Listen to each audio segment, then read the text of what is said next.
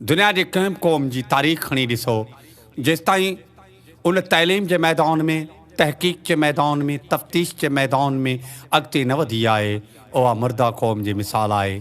जॾहिं आउं मुर्दा क़ौम जो लफ़्ज़ इस्तेमालु करियां थो, उनजो इहो मतिलबु न आहे त उन्हनि जो जिस्म हले नथो या उन्हनि जे साह जो रिश्तो बीही रहियो आहे। उन मां मुराद आहे उहे माण्हू ज़िंदह जनाज़ा बणिजी चुका आहिनि, उहे पोइ हर तरह सां ग़ुलाम बणिजी वेंदा आहिनि। तव्हां पंहिंजे मुल्क पाकिस्तान जी हालात ॾिसो। इमरानियात जा शागिर्द चवनि था, अगरि तव्हांखे कंहिं मुल्क जी तरक़ी ॾिसणी आहे, उन जूं 4 शयूं ज़रूरु ॾिसो। छा तव्हां वटि समुंड आहे? पाकिस्तान वटि 1600 किलोमीटर साहिली पटी आहे। ग्वादर, पसनी, जीवनी, कराची, कासम पोर्ट, केटी बंदर, शाह बदन। रेगिस्तान आहिनि, रेगिस्ताननि में थर, थल, चोहिलस्तान आहिनि जेके कुदरती वसाइलनि सां मालामाल आहिनि। छा तव्हां वटि पहाड़ आहिनि? पाकिस्तान वटि दुनिया जे 8 बुलंद तरीन चोटियुनि मां 6 पाकिस्तान वटि आहिनि। छा तव्हां वटि मैदान आहिनि? पाकिस्तान जे टोटल एराज़ी मां 40% मैदान आहिनि। कुदरत वारे असांखे ॾियण में को बि कसर न छॾी आहे, पर असां पाकिस्तान खे तबाह करण में को बि कसर नाहे छॾी। दुनिया जे कुल आबादी मां 1 अरब 50 करोड़ मुसलमान आहिनि। दुनिया जो हर 6 फ़र्द मुसलमान आहे। असांजे मुक़ाबले में यहूदी चंद करोड़ आहिनि, मतिलबु 4 या 5 करोड़ आहिनि, पर लॻातार 100 सालनि खां दुनिया जे 200 नोबल प्राइज़ मां 100 नोबल प्राइज़ यहूदियुनि खे मिलियल आहिनि। मुसलमाननि खे सिर्फ़ु 3 नोबल प्राइज़ मिलिया आहिनि। ख़ुदा जो कसम दिलि रत थी रोए। चंद करोड़नि खे 180 नोबल प्राइज़ हासिलु कनि त मैशत उन्हनि जे हथ में आहे। कार्बन डाई, पेंसिलिन उन्हनि ईजाद कयूं। दुनिया जे मैशत खे हू हलाइनि था। असांजे ॿारनि जो खीर बि उन्हनि जे हथनि में आहे। जेके मल्टीनेशनल कंपनियूं आहिनि, टोटल यहूदियुनि आहिनि, जंहिं ॾींहुं हू चाहिनि तव्हांजे ॿारनि खे बुख मारे सघनि था।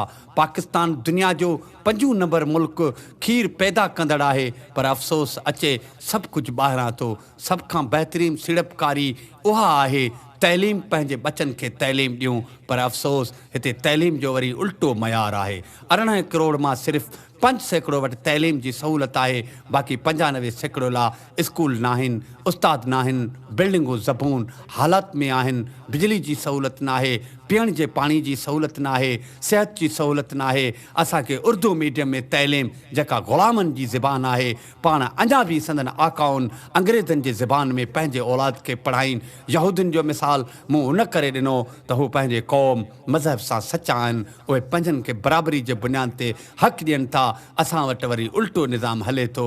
असांखे पंहिंजे बचनि खे पढ़ाइण लाइ हिकु वक़्त जो खाधो घटि करे उन्हनि जे थैलनि में किताब पूरा रखणा पवंदा, तॾहिं असां दुनिया जो मुक़ाबिलो कंदासीं।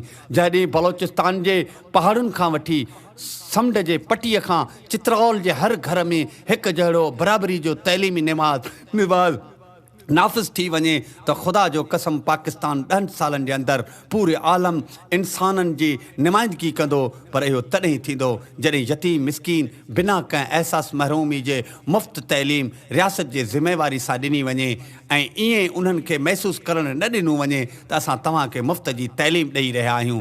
जीअं हींअर था चवनि, तव्हांखे असां रस्ता ठाहे ॾिना, सोलर ॾिना आहिनि, मशीनूं ॾिनियूं आहिनि, नौकिरियूं ॾिनियूं आहिनि। छा असां पाकिस्तानी न आहियूं या तव्हांजा ग़ुलाम आहियूं या तव्हां असांखे मुआवज़ो ॾेई ख़रीद कयो आहे? अफ़सोस पाकिस्तान असांजे क़ुर्बानीुनि सां ठहियो, या जेके हिन वक़्तु मुल्क ते हुकुमरानी पिया कनि उन्हनि जे क़ुर्बानियूं ॾिनियूं आहिनि। असांजे मैशत सिर्फ़ु 5% पिया खाइनि, कॾहिं NRO जे आड़ में, कॾहिं शहीदनि जे आड़ में था खाइनि। ज़रई मुल्क असांजो कणिक ॿाहिरां अचे, चांवर ॿाहिरां अचनि, बिस्कुट बि ॿाहिरां अचनि। पोइ तव्हां हुकुमरान तबिके खां सुवालु आहे, असांखे तव्हां ॾिनो छा आहे? बसि तव्हां असांखे ग़ुलाम करण में का बि कसर कान छॾी आहे। बसि सिंध माता जे तइलीम जी तबाही ॾिसी कुझु लिकण ते मजबूर थी पियुसि।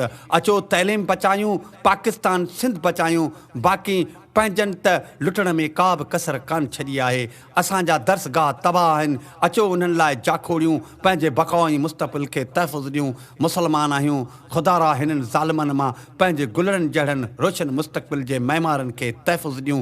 किथे क़यामत जे ॾिहाड़े उहे महसूम असांजे गिरेबान में हथु विझी रबे जलील जे दरबार में असां ते फ़रियादी थियनि ऐं असांजे आख़िरत बि मुजरिमनि सां गुज़रे। कूफो शहर जो नालो नाहे, कूफो ख़ामोश क़ौमुनि जो